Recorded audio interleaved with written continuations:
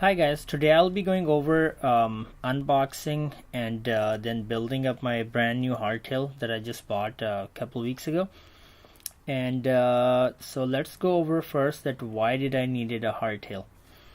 The reason I needed a hardtail is because I started mountain biking and I had no BMX background or anything. So I was having trouble practicing jumps and like wheelies and manuals and stuff like that on my full suspension, because you always have to compensate for the suspension in the back.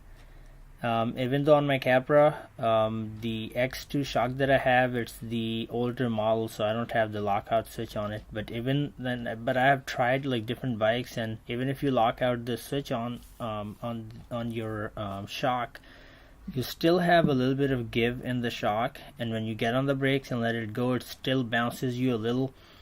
It compresses and then it stretches out, and it's just, I don't know. I just really felt the need of a hardtail, and like also on the rainy days and stuff, and I don't wanna like get all that muck and stuff into the pivots and the shock itself on my full suspension. I can have more fun on the hardtail without like without worrying about any of that stuff.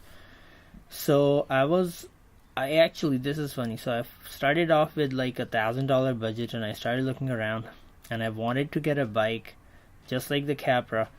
I wanted a bike that right out of the box I could just go ahead and ride. I did not want it to put a dropper post or switch out better brakes on it or switch it to one by drivetrain or like bump up the wheels on it, or like I just wanted a bike to put it together and just hit the trails and not worry about anything else right from the get-go.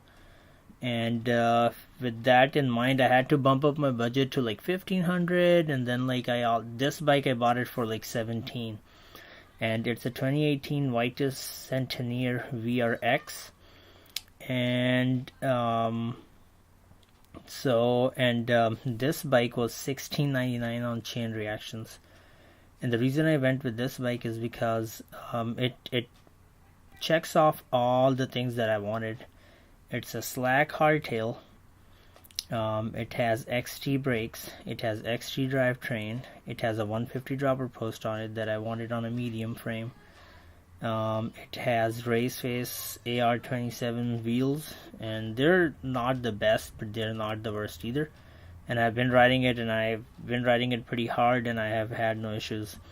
It comes with a DHF 2.3 up front and a Minion SS in the back. I was really worried about the Minion SS when I popped it out of the box, but then after riding it a couple of times, it's perfect. Like, I am having no issues breaking down on the trails so far. And it comes with the nuke proof handlebars. They're just fine, no issues there either.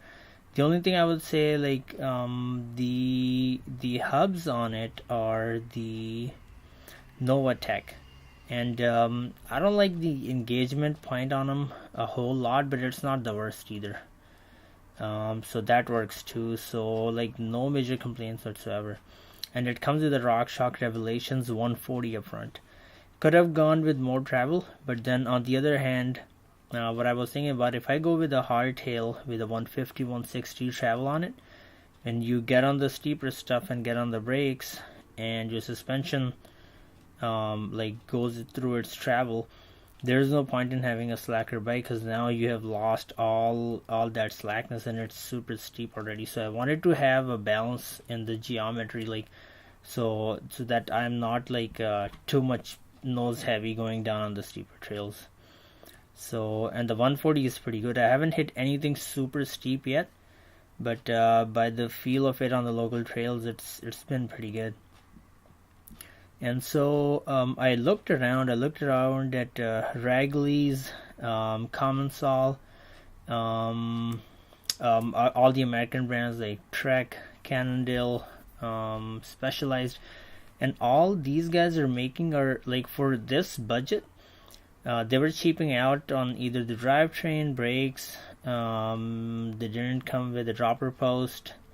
The forks on them were like RockShox Recon and stuff like that. So yeah, you don't get a whole lot for your money, and you probably have to spend over $2,000 for sure for like to check all the boxes that I wanted to. So that's the reason I went with the Vitus, and I also did not want it plus tires.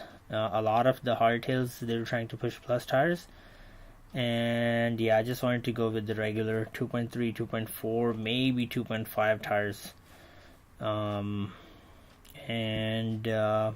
Yeah, so yep, that's the bike that checked all the boxes. And then one thing that I want to go over before this video ends, and I was thinking about this, but I'm gonna put this in just for fun. When I built up my Capra, the brakes were already like set onto or whatever, like out of the box. When I went out on the street and got on the brakes, they just had that firm bite on them, and I did not had to like seat them in, or like people call it, like you have to do a couple runs and get the pads set onto the rotors and stuff.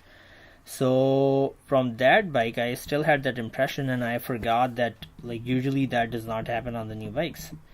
So as soon as I built this bike, I actually crashed it right away. I grabbed on the brakes, and they felt like that they weren't squishy or anything, they were biting. So I went around my little backyard. The first thing I do is like pop a wheelie. And since like it's been years and years that I have had not to, because I've been trusting my brakes, and I haven't had to like bail out of a wheelie other than just braking and pulling it back down. I pulled it and let it come, and it comes to the balance point, and I go for the brake, and I do feel that the brake, like the pads are hitting the rotors, but they just don't have any bite to it. And I like grab harder, and before you know it, I land on my butt, and in front of the camera too. That's the funny part. And so yeah, so just so you guys know, when you build up a new bike, don't do that kind of stuff. Just go out in the street, test out your brakes first, let them like seat in, and then you can go hit your jumps or wheelies or manuals or whatnot. So alright guys, I'll catch you guys later.